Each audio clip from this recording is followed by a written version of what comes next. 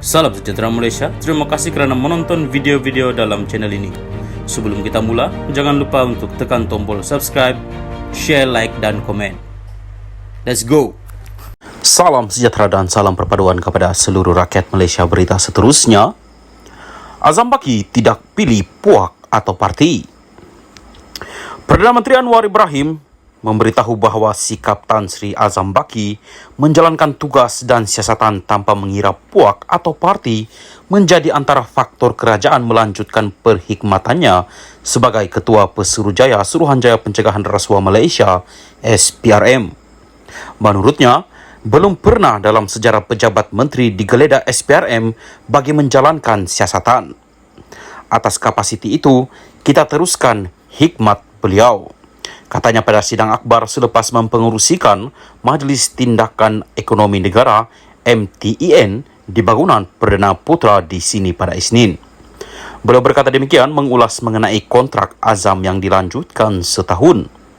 Anwar berkata, Azam diberi kebebasan untuk menerajui SPRM dalam usaha membenteras penyalahgunaan dan salah laku dan rasuah. Beliau dilantik semasa Pago Tan Sri Muhyiddin Yassin menjadi Perdana Menteri. Dari segi kerja saya, bagi kelonggaran sebagai pihak berkuasa kepada SPRM dan Jabatan Peguam Negara AGC untuk jalankan tugas, beliau jalankan tugas memuaskan, katanya. Sebelum ini, media melaporkan yang di-Pertuan Agong Al-Sultan Abdullah Riayatuddin Al-Mustafa Bilal Shah memperkenakan pelantikan semula Azam selama setahun berkuat kuasa 12 Mei lalu.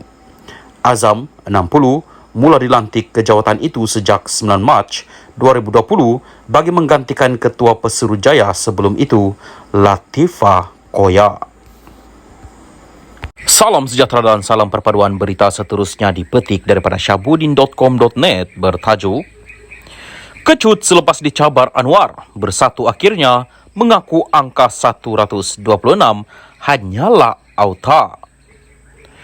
Bersatu akhirnya angkat tangan mengaku kalah serta sedar daripada mimpi tentang ketidakmampuan untuk menjatuhkan Perdana Menteri Anwar Ibrahim.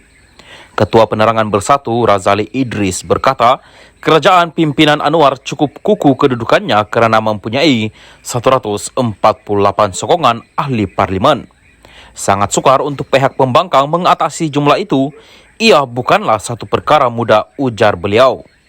Dengan itu, ujar beliau, Bersatu tiada rancangan untuk mengusulkan undi tidak percaya pada sidang parlimen akan datang. Begitupun untuk menutup malu atas ketidakmampuan yang digembar-gemburkan sejak minggu-minggu kebelakangan ini, beliau menyalahkan Anwar kerana memberi respon terhadap perkara tersebut yang kemudian mencabar blok pembangkang agar mengemukakan undi tidak percaya di parlimen jika benar mereka sudah mempunyai angka. Kenapa Anwar perlu memikirkan kabar angin atau gosip kecil di luar gelanggang? Sepatutnya beliau tidak perlu fikir berapa angka yang pihak pembangkang ada sebab kerajaan pimpinannya sudah cukup kukuh, iaitu mempunyai 148 kerusi tambah Razali lagi. Tiba-tiba nak salahkan Anwar pula?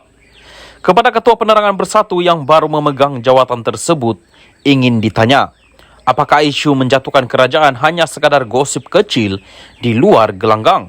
Sedangkan yang menghebohkan angka 126 sebelum ini adalah seorang ahli majlis pimpinan tertinggi Bersatu sendiri. Tidak cukup dengan itu, seorang naib presiden Bersatu pula dilihat begitu galak menulis pelbagai persepsi mengenai kejatuhan Perdana Menteri di media sosialnya sejak seminggu yang lalu. Isu kecil di luar gelanggangka jika pemimpin kanan Bersatu sendiri turut jadi steam untuk menukar kerajaan. Dengan itu, ia sebenarnya bukanlah gosip kecil di luar gelanggang, tetapi secara sedar memang dicetuskan oleh Bersatu. Makanya, tindakan Anwar memberi respon adalah wajar dan munasabah, malah memperlihatkan beliau seorang Perdana Menteri yang peka, berani serta proaktif, tidak seperti PM8 yang sejuk dalam banyak perkara ketika memegang jawatan Perdana Menteri sebelum ini. Mujur jugalah Anwar pentas mencabar agar bertempur di parlimen jika ingin menumbangkannya, maka seluruh negara dengan cepat akhirnya mengetahui angka 126 dan gembar-gembur itu hanyalah palsu dan auta belaka. Kalau tidak dicabar Anwar, agaknya berminggu dan berbulan lagi, angka 126 itu terus dijajah sebagai isu untuk mencetuskan ketidakstabilan. Seterusnya sebagai modal bagi sesetengah pemimpin parti itu untuk berangan-angan dan bermimpi kembali menjadi kerajaan dan dapat jadi menteri semula. Apabila dicabar Anwar dan sedar angka itu hanya sekadar auta, terkedu dan kecutlah mereka sekarang ini. Lagipun, kalau ikut logiknya daripada 74 ahli parlimen yang ada bersama-sama PN ketika ini, entahlah dalam mimpi apa mereka boleh dapat angka 126 itu. Dengan jumlah 126 yang dihebohkan, ia bermakna berlaku pertambahan seramai 52, iaitu seramai 52 ahli parlimen yang menyokong Anwar dan kerajaan perpaduan sekarang beralih menyokong PN yang kini mempunyai 74 ahli parlimen. Daripada parti mana dalam blok kerajaan mereka dapat angka 52 itu? Mudah kata, ini sebenarnya bukan lagi bermimpi di siang hari, tetapi mengigau kerana jiwa kacau lalu merakau angka yang entah apa-apa. Kalau sudah tahu sokongan kerajaan ada 148 ahli parlimen dan tiada kemampuan untuk PN berbuat sesuatu yang luar biasa mengubah angka yang mereka miliki, lebih baiklah duduk diam-diam dan buat saja kerja lain yang lebih berfaedah. Kan sekarang dah malu sendiri.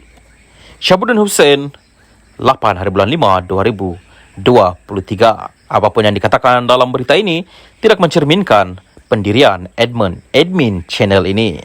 Salam Malaysia Madani, selamat petang dan selamat berhari raya.